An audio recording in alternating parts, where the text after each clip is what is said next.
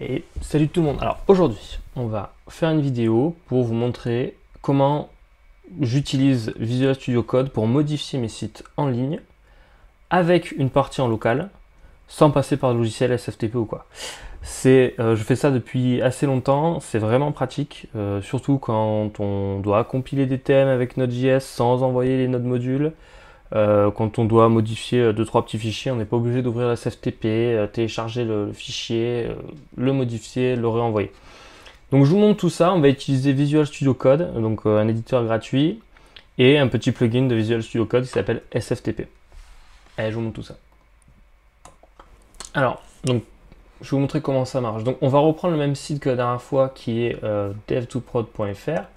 Donc pour ceux qui ont FileZilla, c'est ici. Donc moi, il faut se rendre, donc il faut se connecter sur le logiciel et aller dans le dossier de PrestaShop. Donc moi, je l'avais mis dans le dossier 3W. Il est ici.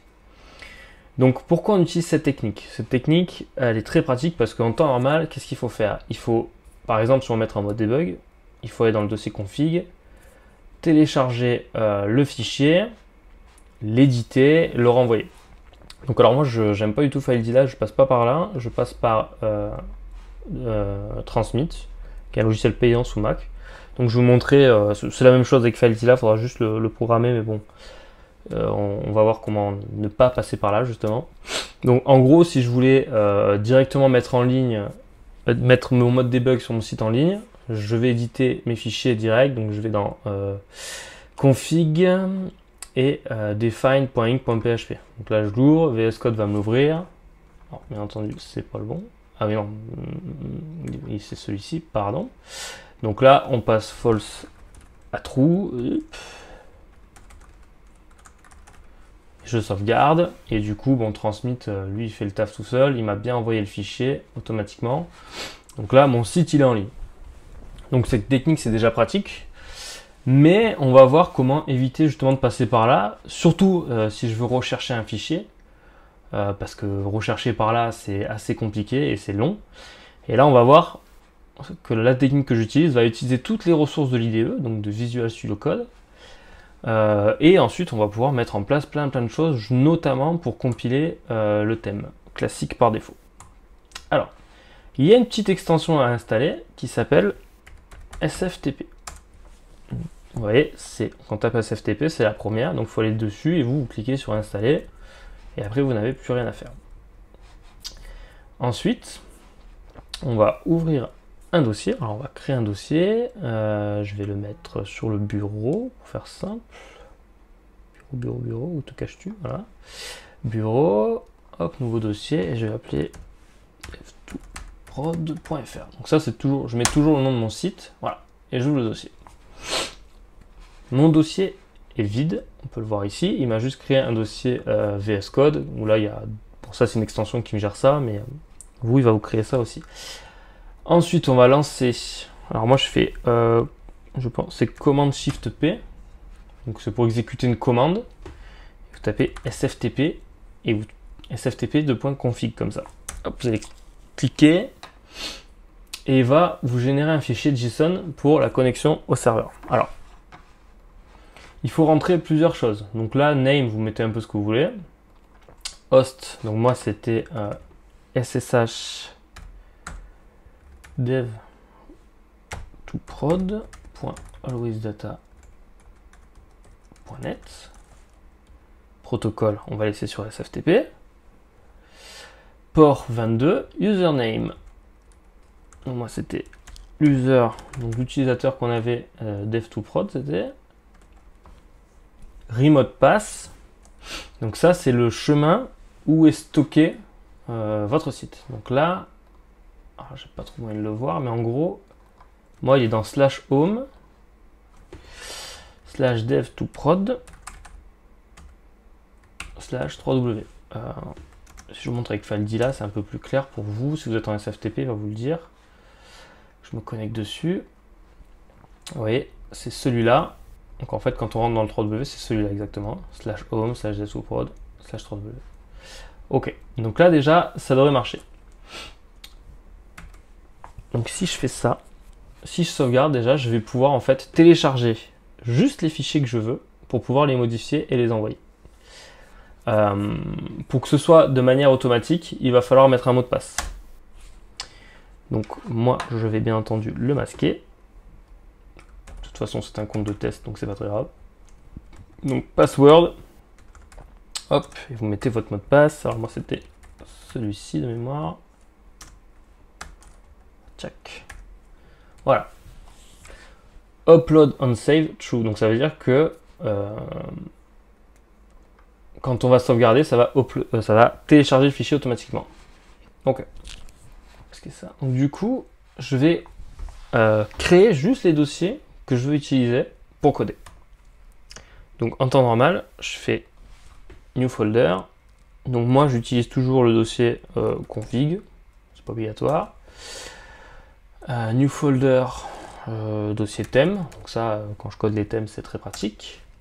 Et bon, et pour aller plus vite, j'ouvre le terminal et je fais mkdir tous les dossiers que je veux utiliser. Donc en général, je prends le class, le contrôleur, le module, thème je l'ai mis, et puis src et app. Voilà. Donc tapez cette commande, ça va vous faire, c'est juste un raccourci pour créer tous les dossiers. Hein. Voilà. Maintenant, je vais tous les sélectionner et je vais faire un clic droit, download folder. Et là, on va voir en bas ici, on va voir qu'il y a plein de fichiers qui se téléchargent. Donc en fait, il va me télécharger les fichiers que j'ai en ligne et l'IDE, il va ce qu'on appelle les indexer. C'est-à-dire qu'il va les garder en mémoire. Donc je vais pouvoir utiliser tous les outils que j'ai dans l'IDE. Donc si je fais de la recherche, si je fais des remplacements de chaînes de caractères, etc.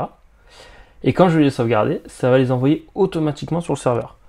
Donc ce logiciel, que ce soit FileZilla ou Transmit, j'en ai plus besoin. Donc là, j'attends un peu que ça mouline et je vais vous montrer un petit peu comment ça fonctionne. Bon, voilà, je reprends juste après. Donc, ça a bien fini de télécharger et du coup, je peux un peu checker les dossiers et je vois que j'ai bien tous mes modules, tous les fichiers. Voilà. Et ce qui est très intéressant du coup maintenant, c'est que si je modifie, par exemple, on va modifier le logo, on va écrire quelque chose ou le masquer. Et bien je vais pouvoir lancer la recherche que je veux, que je souhaite. Alors, hop, je vais dans mon IDE, je recherche quelque chose, et là, il me trouve bien les fichiers qui sont en local. Donc c'est ce fichier-là, parce qu'il y a deux headers, il y en a un pour le checkout et un pour tout le reste du site. Et là, je peux un peu écrire ce que je veux. Test, voilà, Toto, voilà, c'est génial. Et du coup, voilà, ça s'est bien modifié. Alors, il faut quand même checker que par défaut, dans le back-office, vous avez dans paramètres avancés performance, il faut bien mettre que la compilation soit forcée à chaque fois et le cache sur non, parce que sinon vous allez modifier des choses et ça peut ne pas arriver. Donc là, moi, je force la compilation, je me mets en gros en mode dev et on voit bien les choses arriver. Donc ça, c'est hyper pratique. Hein. Quand on modifie le fichier, de toute façon, on peut le voir en bas à gauche. Hop, c'est écrit local, machin, remote. Et là, done. Ça veut dire que le fichier il a bien été envoyé. On peut le voir, on rafraîchit. Et il n'y a plus rien. Donc là où ça va prendre tout son sens, c'est déjà au niveau de la recherche, comme je l'ai montré, c'est vraiment pratique. Si je cherche un fichier avec toutes les commandes de l'éditeur, donc ps underscore, je sais pas moi, home slider, je crois, voilà, home slide. Bon, je sais que j'arrive dans le dossier en gros du home slider. Ah, c'est image slider, voilà. Et là, je peux modifier le fichier de slider ou je peux voir les hooks sur lesquels ils sont greffés, etc., etc. C'est très pratique. Mais là où ça va prendre tout son sens, c'est vraiment quand on veut modifier le thème, c'est-à-dire le compiler. On va pouvoir mettre en place ce qu'on appelle un watcher qui va en gros regarder s'il y a des fichiers qui ont été modifiés via une application externe. Donc si par exemple on utilise du SAS et que automatiquement le SAS recompile certains fichiers comme c'est prévu dans PrestaShop, hein, par exemple le thème.css, le thème.js, tout ça. Si nous on recompile le JavaScript derrière en local sur la machine, le logiciel va comprendre que le fichier a été modifié et il va automatiquement l'envoyer en ligne. Donc ça évite de devoir placer un watcher en ligne, de devoir placer tout le dossier de notre module qui est soumis à des failles de sécurité. Donc là, on garde tout sur notre machine. Il n'y a rien qui est envoyé en ligne. Donc on va remodifier un petit peu la configuration. Et je vais vous montrer ce qu'il faut rajouter. Et ensuite, on va télécharger le dossier underscore dev qui est normalement dans le thème classique, mais qui n'est pas par défaut. On va le télécharger. Alors je vais vous montrer comment je fais, mais du coup je le mettrai sur le site en archive parce que c'est un peu compliqué à attraper pour que vous puissiez le faire facilement. Allez, je vous montre tout ça. Donc maintenant on va essayer de récupérer un dossier où il y a toutes les sources pour compiler le thème. Donc par défaut, dans le thème classique, normalement, ici, il y a un dossier qui s'appelle underscore dev. Donc ce dossier, il contient toutes les sources pour compiler tous les styles, donc je dirais le SAS, le JavaScript du thème en question. C'est hyper pratique quand on connaît. Ça permet de modifier beaucoup mieux le CSS et beaucoup plus facilement.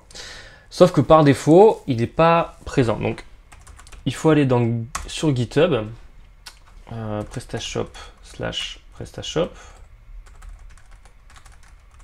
Et moi, je vais le récupérer. Donc, vu que c'est un peu compliqué pour ceux qui n'ont pas Git, je vais le faire avec une commande assez simple. Mais ce que je vais faire, c'est que le dossier, je vais l'archiver et je le mettrai en dispo sur le site PrestaSafe.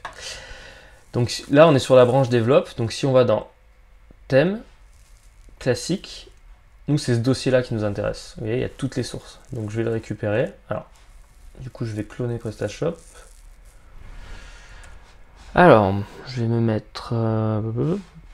c'est que je vais me mettre...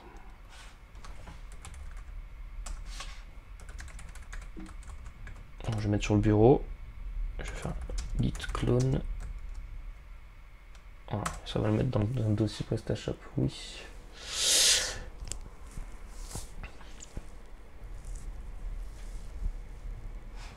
Donc voilà, ça clone. Il n'y en a pas pour longtemps. Hop. Et normalement, il arrive. Bureau. Ouais, il arrive ici. Donc il arrive là. On attend un petit peu. Alors, hop, je vais couper et dès que c'est fini, on reprend. Voilà, bon. C'est bon, c'est fini. Ça a pris plus de temps que prévu. Donc le dossier PrestaShop, la version de dev, en gros, elle ressemble à ça. C'est la même chose, sauf qu'il y a des dossiers en plus, des tests, tout ça. Moi, ce qui m'intéresse, c'est vraiment de récupérer le dossier underscore dev. Donc, je le copie. Je vais le mettre dans mon dossier dev2prod, donc thème classique. Voilà, coller. Et du coup, ce que je vais faire dans VS Code, il est où? Il est là. Hop. Donc, VS Code, je vais faire juste un clic droit ici et je vais faire Upload Folder. Donc j'envoie tout le contenu en ligne de mon dossier pour pas qu'il y ait de ratés. Et voilà, donc il est bien présent.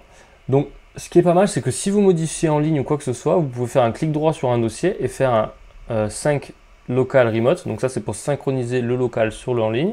Et là, on peut faire l'inverse. On synchronise ce qui est en ligne sur le local. Et là, on peut faire les deux en même temps. C'est-à-dire que lui va calculer qui a fait quoi avant et il va faire ça lui-même. Donc moi, ce que je fais en général, c'est que je fais un clic, je sélectionne tous les thèmes et je fais un 5 remote local. Comme ça, je suis sûr que si le client il a modifié certaines choses, je suis tranquille. Ok. Donc là où ça prend tout son sens, comme je disais tout à l'heure, c'est qu'on va pouvoir compiler tout le fameux dossier dev du thème PrestaShop. Alors là, par contre, il faut aller plus ou moins dans le terminal. Donc ça, c'est vraiment du dev classique. Alors moi, je vais utiliser Yarn. Pour ceux qui n'ont pas, je vous mettrai les liens. Alors il faut que vous ayez Node.js installé, NPM ou Yarn. Moi, j'utilise Yarn parce que j'ai moins de problèmes avec. Et ensuite, on va là, dans un premier temps, donc je vais dans le thème, je fais cd thème classique, et je vais dans le dossier underscore dev. Et là, je fais yarn install. Donc, il va m'installer tout le dossier qu'il faut.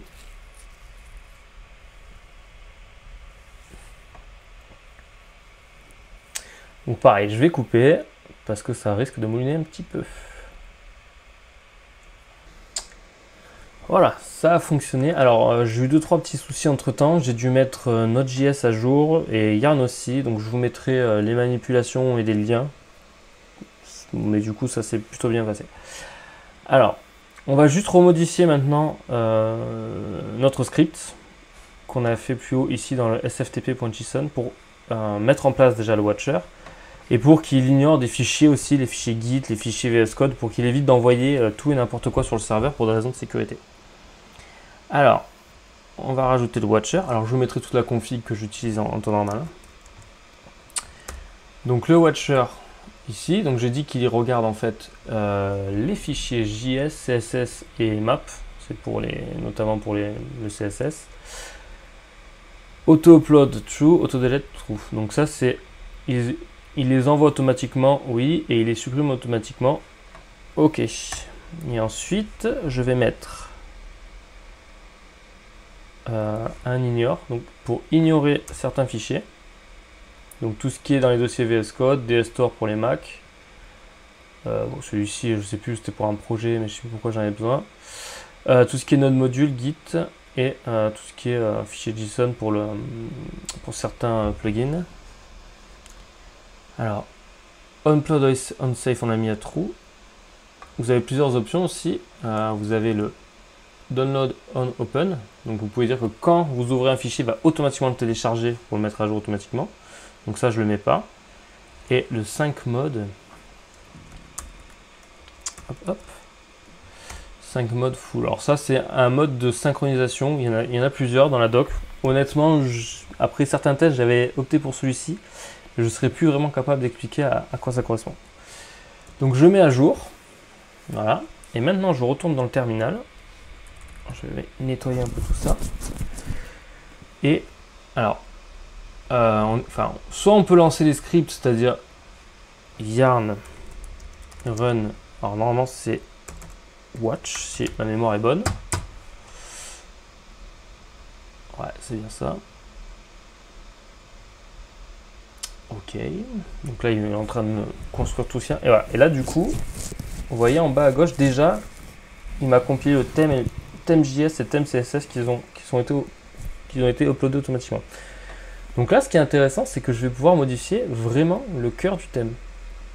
Donc, dev, CSS, et vous voyez, thème.css. Et là, on va aller dans les variables, et je vais pouvoir absolument modifier tout le site pour le recompiler. Alors, par exemple, je vais changer ce fond gris là. Alors, je regarde que c'est cette couleur F1, F1, F1. Je vais la rechercher, elle est là, gris light. Et là, du coup, je vais mettre une belle couleur magnifique comme ça, par exemple. Je modifie, vous voyez qu'ici, hop, il va compiler. Et là, thème.css, il a bien été envoyé. Donc, si je force, alors vous voyez, j'ai quelques couleurs qui ont changé. Alors oui, effectivement. J'ai également aussi des typos qui ont sauté, mais ça c'est normal. Enfin, c'est normal. C'est parce qu'il m'a rajouté des choses dans le dossier assets. Dev assets. C'est dans celui-ci. Alors ce que je fais, c'est que je ne vais pas m'embêter. Je vais choper lui. Je vais faire un upload. Upload folder. Ah non, pas le dev.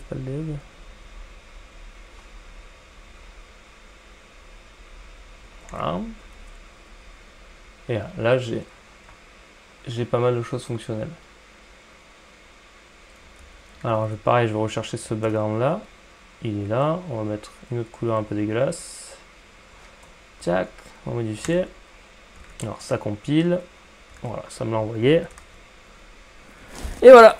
Hop, donc là, on peut modifier absolument tout le thème. Hein. Si on modifie la couleur des boutons aussi, alors il faut checker un peu dans le code source. Donc, il faut connaître un petit peu le HTML, le CSS. Mais en gros, on peut regarder où ça se passe. BTN Primary. Alors, ça après, c'est du bootstrap direct normalement. Voilà. Donc, voilà. Brand Primary. Peut-être que ça marche si je modifie là, on va voir.